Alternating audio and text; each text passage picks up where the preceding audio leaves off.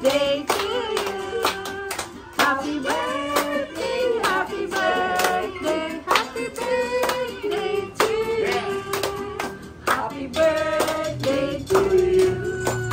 Happy birthday to you. Happy birthday, happy birthday, happy birthday to you. Nasaan mo alam, Glenda? Birthday wish!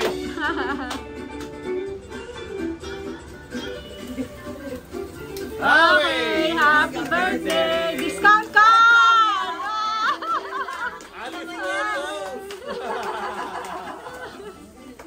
Anong message mo sa birthday mo? Okay, message natin today, officially, no? Ano tayo? Senior citizen. Senior 60 years 60. old. Yeah, 60 years Okay, old. 60. Thank you po sa mga cakes na galing kay aking inaanak, no? And then, okay, sa my lovely wife, Pam. And of course, sa mga decoration ng ating mga staff. Thank you, thank you. Okay. Okay, may konting speech, no? Ngayong ano tayo, 60 years old, ano po ba, no? Anong feeling, no? Anong feeling? Anong Anong feeling na 60 years old, okay? Yeah.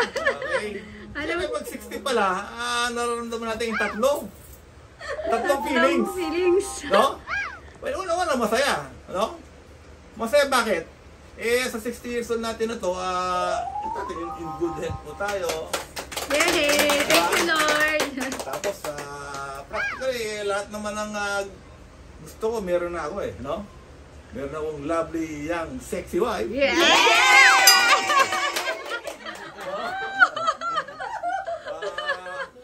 Ang galing talaga.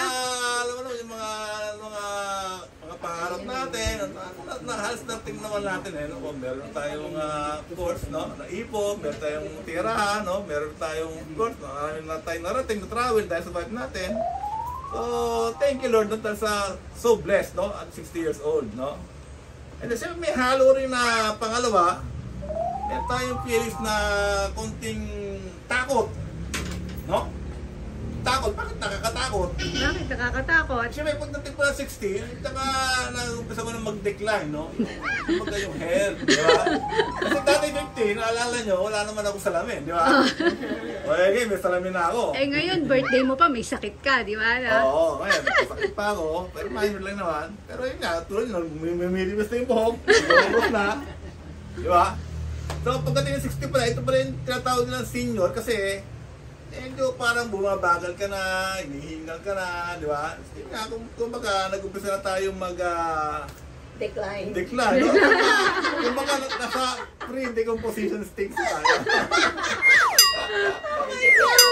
No? So, siyempre, maaari, harapin na natin din yung mga, alam mo na, pag tumanda ka na lalo, magdagdagan ka ng sakit, no? Of course, prepare rin natin. Ito na yung stage na, last stage ng buhay ng tao, no? Na, of course, pa-ready na rin tayo sa yung talagang pupuntahan natin sa langit, di ba? And then may haro ding kunting lungkot. Diba? Yung pangatlo, feelings, no? Bakit? Siyempre, hindi natin magagawa yung tulad ng dati nung bata tayo, di ba? Kasi nung bata tayo, kunting gano'n lang, yung mga chicks, kasama na ka, di ba? Kunting forma lang, di ba? Mga chicks, di ba? Okay. Wala nang ganan-ganan. Wala na. Tsaka, siyempre, dati nakaka-5 hanggang 7 tayo, sa isang araw, di ba? Isa na lang. Once a month pa, di ba? Oo. Dalawa na lang, di ba? Once a month pa, di ba? Sabir. So, yung tatlong feelings, no? Pinagpawisan ako sa'yo,